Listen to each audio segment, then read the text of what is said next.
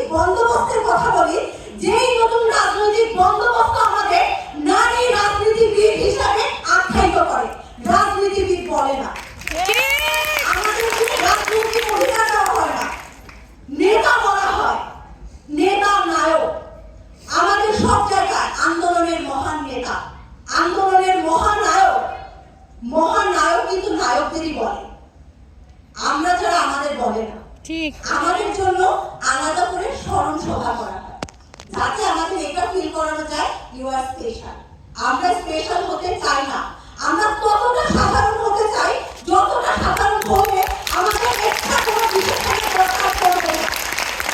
আমাদেরকে আলাদা করে নারী সমাবেশ ডাকার দরকার পড়বে না।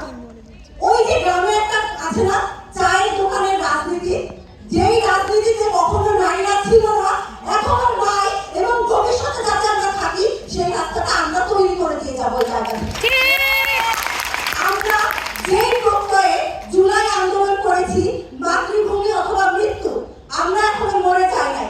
আমি শহীদদের খুব শ্রদ্ধার সাথে স্মরণ করি, একই সাথে স্মরণ করি আমি এই বেঁচে থাকা প্রত্যেকটা শহীদকে যারা ওই সময় শপথ নিয়েছিল মাতৃভূমি অথবা মৃত্যু।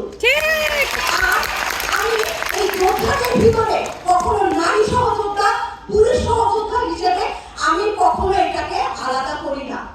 আমাদের সমাজ বারবার কবি নজরুলকে কোট করে, কোনো কালে একা হয়নি কো জয় পুরুষের তরবারি, প্রেরণা দিয়েছে, শক্তি দিয়েছে বিজয় লক্ষ্মী নারী। আমি থাকতাম না, আমি প্রেরণা দিতে চাই না, আমি শক্তি দিতে চাই না, আমি নিজেই শক্তি।